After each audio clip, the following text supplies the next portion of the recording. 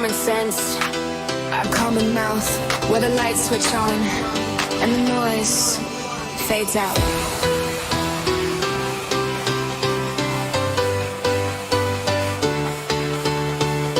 I've seen stories dressed up bright, but something never feels quite right. Big reactions, flashing signs, but truth gets lost between the lines. Out here we keep it real and clean, cut through the static on the screen. If it's loud, confusing, wild within, you know I'll break it down again. The chatter climbs, the views go up, opinions spill and overflow the cup. But I stay focused, clear and calm, and bring the facts like a grounding bomb.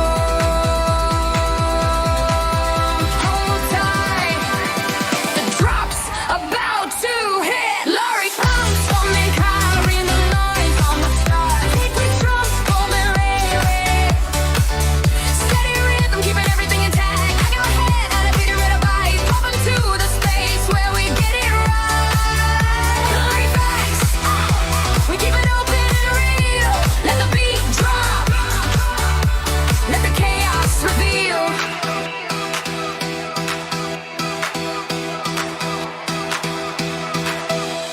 Some things online look shiny new, but sometimes they just don't ring true. Echoed stories start to drift, and clarity becomes a gift. I'm not here for smoke or haze, I light it up in honest ways. Break it down with steady spark and shine a lantern through the dark. The comments fly, the pace speeds up, the scroll keeps spinning like a lifted cup. But I stay grounded, strong and sure, bringing insight you can trust for sure. Hold tight, round two. Lauren Facts, read the bar as a neon's gone. Real talk, real roads, real proof. Steady rhythm moving roof to roof. When the moments spin, we slow it down. Bring it back, break up the full sound. Lauren Facts, let the real begin. Turn it up, let the chaos kick in.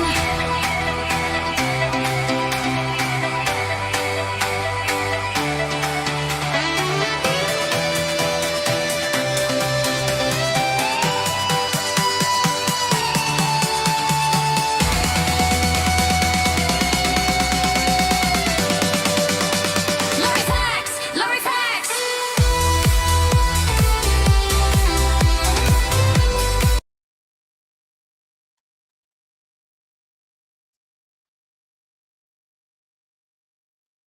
Well, hey guys, welcome to Lori Facts. Welcome in, welcome in. Tonight I just want to give, it's going to be short, maybe 15 minutes, something like that. I just want to update the Rebecca Park case. Before I really get into it, I want to say that the brutality of this case has officially gone past disturbing and pretty much straight into horrific. Prosecutors are calling it evil personified, and I agree.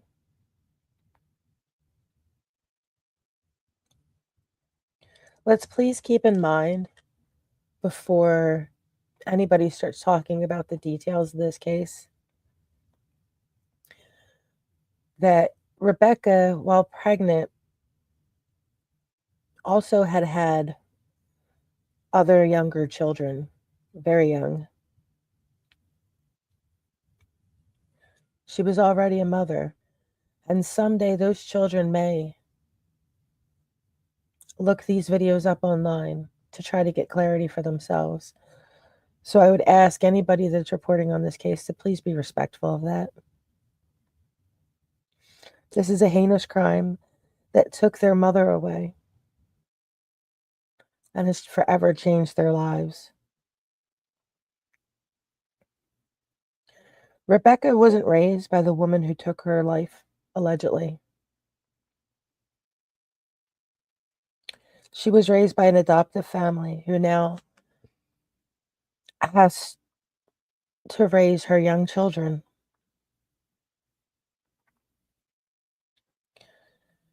I would like everybody to be aware that, from my understanding, there's a fundraiser set up that should be happening December 13th to help support this family and those children through this time. So if anybody's interested, please look that up. And now I'm going to move on to some of the updates that have occurred since my last video. This is Rebecca Park, and her life was cut short. She was last seen November 3rd, and her body, unfortunately, was found November 25th in the Manistee National Forest. This has been confirmed, and it's also been confirmed that the baby she was carrying was not with her. On December 2nd, 2025, Rebecca's biological mother, Courtney Bartholomew, and her stepfather, Bradley Bartholomew, were arraigned in Wexford County 84th District Court. They were hit with a wall of charges. First degree premeditated murder, felony murder, torture, conspiracy to commit torture, assault of a pregnant individual causing miscarriage or stillbirth, conspiracy to cause a stillbirth, unlawful imprisonment, removing a dead body without examiner's approval, tampering with evidence, and other related felonies.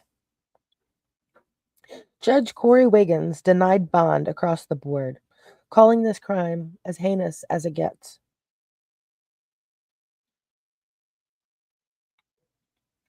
He's definitely not wrong. These defendants are held without bond. They have no communication privileges. And the court, from this point forward with this case, has banned live streaming. Moving forward, that will not happen. He would like these people to have a fair trial, and he feels with the national attention that this is causing, they would not have that opportunity.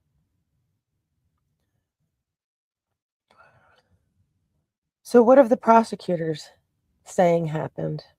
Well, straight from prosecutor Johanna Carey. She says Rebecca was forcibly taken to the couple's home. She was then forced to get into another vehicle where they transported her into a wooded area. And in this area, they stabbed her, forced her onto the ground, forced her to lay there while they cut her open and removed her unborn child. She was still alive. We don't know how long for, but she was still alive. And then this couple decided to dispose of both bodies. The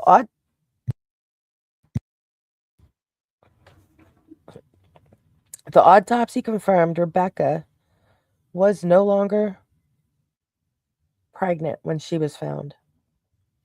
Carey emphasized repeatedly this was planned. This was planned violence. They created a plan. They did research. This was premeditated torture and murder. Investigators have uncovered online searches. They have uncovered that these people prepared. They took steps. They planned. This was a coordinated effort between Courtney and Bradley to carry out this killing this way. And this is the part that hooks every nerve. The newborn, who was scheduled to be born within days, is still missing. He should be in his mother's arms, sleeping, comfortable, but he's missing. There's an active search operation that includes forensic excavation teams, multiple properties, Bartholomew's home, Fowler's home. FBI involvement includes Michigan State Police, cadaver dogs, ground penetrating equipment. There's multiple warrants in play. Carey emphasized the investigation is far from over. Additional charges could come once the baby is located.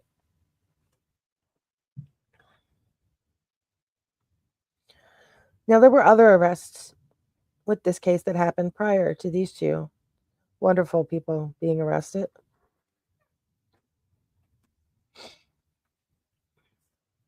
Richard Fowler and Kimberly Park. Richard Fowler, while not charged with murder, He has been charged with other drug-related offenses and been held on $1 million bond. He's not accused of killing Rebecca and her sister, Kimberly Park. She's charged with false reporting, tampering with evidence, lying to police, and her bond is $750,000. Investigators say that she has interfered with the investigation. Rebecca's death is now officially classified as a violent homicide of a pregnant woman involving premeditated torture and the mutilation and disappearance of an unborn child. The prosecutor's theory is that Courtney and Bradley intentionally murdered Rebecca. They surgically removed her baby and disposed of both bodies. The community's response has been visceral. Search teams, volunteers, and residents have expressed shock and grief at the details revealed in court.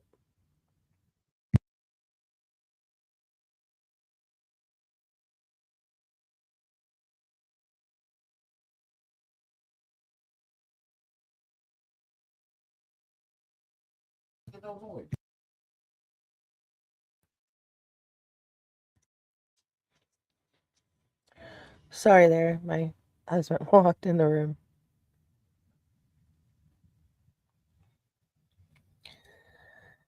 Here are what I believe are the 10 strongest quotes that came from Prosecutor Carey's key statements. Starting with the first one, this is evil personified. It is. It absolutely is. There's no other way to look at these people. Let's put these ones back up as anything other than evil.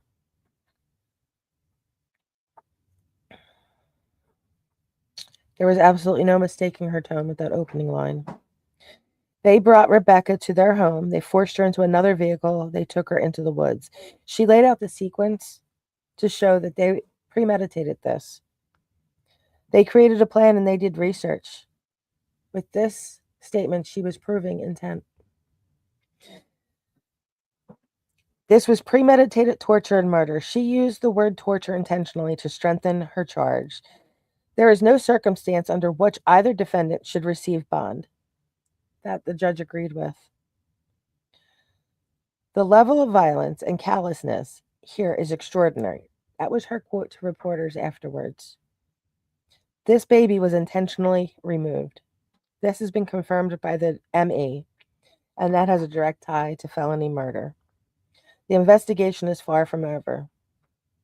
They're still digging, literally and figuratively. And this is as heinous of a case as we will ever see. And that is sadly true.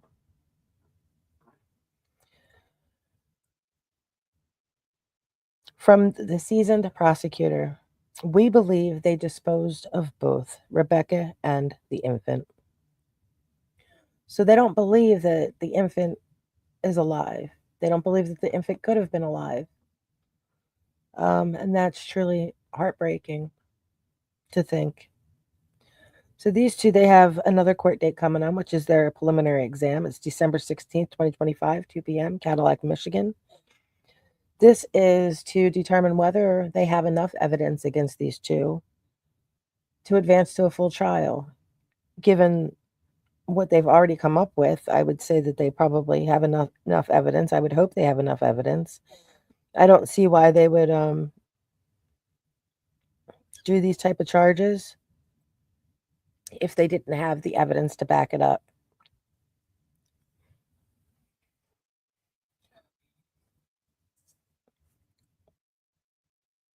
So for me, this is one of the most horrifying cases in probably years that's come around online.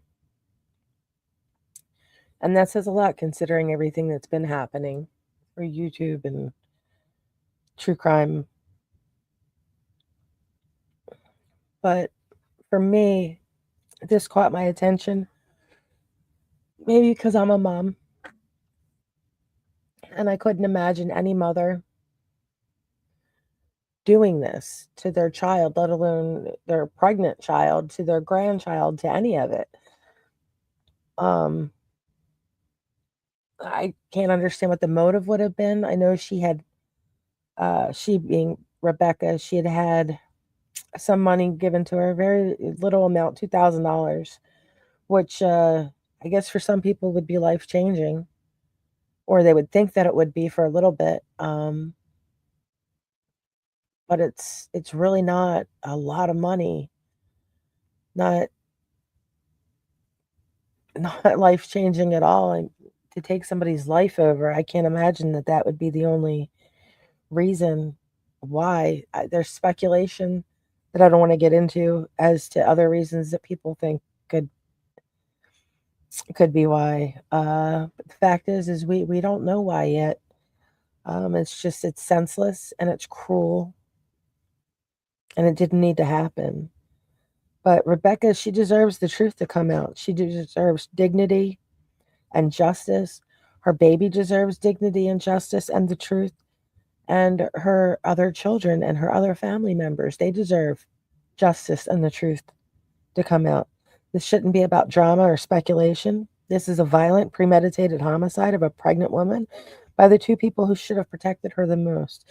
So I implore anybody that's going to talk about this case online to allow it to have dignity. Allow Rebecca to have dignity. Don't take this and turn it into the circus that you turned Sebastian Rogers into, or that you turned in Summer Wells into. Don't do that to this girl. Don't do that to her children. They're going to watch stuff in the future. Please don't take this and twist it into some weird fantasy where you victim blame and shift everything and accuse her of doing something wrong. What did she do wrong? Get pregnant, have the wrong mom? This isn't like she got grounded. So I would beg other creators to have a little bit of forethought before you go in and start doing wild speculation and random accusations and pulling people in that don't need to be involved. The things that have been done to family members in the last, say, 5 years through this true crime community, the family members of victims, doesn't need to continue to happen. People can make it stop. The audience can make it stop. Don't allow it to happen. These people deserve better. They didn't get better in life. They deserve at least that in their death. So that's kind of my closing on it.